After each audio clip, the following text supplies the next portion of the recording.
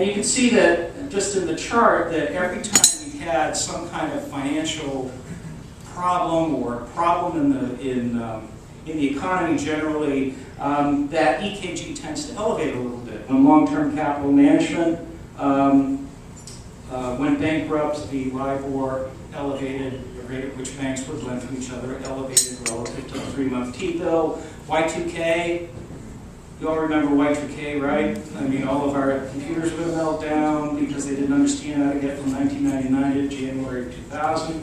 That was a little uncertain time.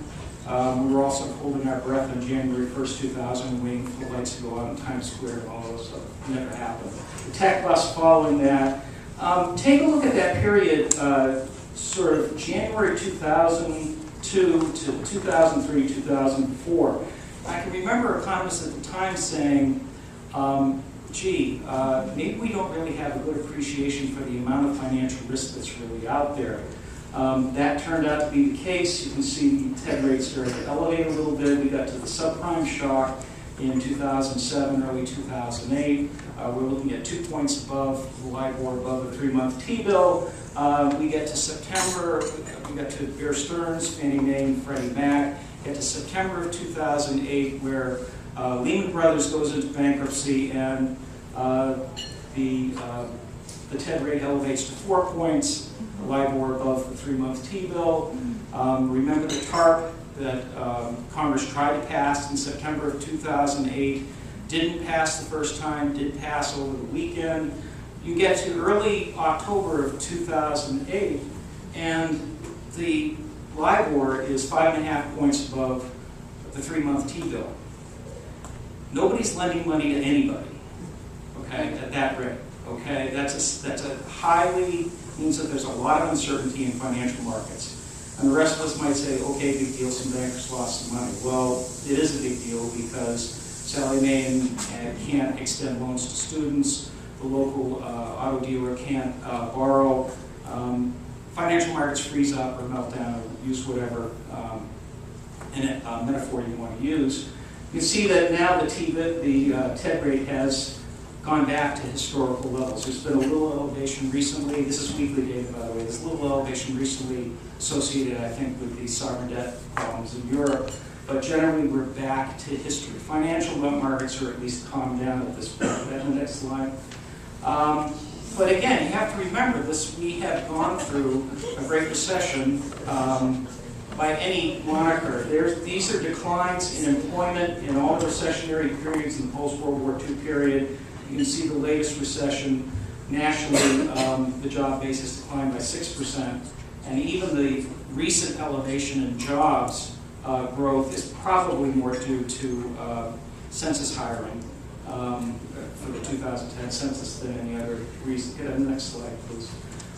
In New Hampshire, the decline in the job base hasn't been as severe, thank goodness. We lost about 4.5% of our jobs. At the lowest point, we're back to about 3.5% compared to the high point. In New England, it's about 4% down. In the U.S., about 5.5% down at this point. But again, so the message here is we've had a bad financial time. It's not as bad as the rest of the country. Next slide, please. Again, I don't have to read that for you. And actually, there was a new outlook for New England done by the Fed Bank of Boston that was released 2 days ago on September 8th. I just didn't have time to get it into the slide chart. But you can see, if you want to look for a good measure of anecdotal evidence of what's going on in the economy, this is the best. It's the beige book from the Federal Reserves around the country. And they actually do talk to businesses and ask them how's business. Next slide, please. There's your own sales. Sales have declined about 40% from the peak in 2004. They have come back a little bit. I've projected out 2010 based on data through June of 2010. So about a half year's worth of data to give you a forecast for what I think the year might do. And you can see some stabilization in the median home prices. But again, we've lost about 20% from the peak in 2005. Next slide. The good news for New Hampshire, I think, is that we are not overbuilt in the same way that we were back in the 1980s and early 1990s. This is not This is not your older brother's recession, I guess. I was going to say it's not your grandfather's recession, but it's not your older brother's recession. Back at the peak, back in the middle 1980s, because of something that we nicknamed in Massachusetts and then the New Hampshire miracle, we were building housing at the high point at the rate of about 20,000 units a year.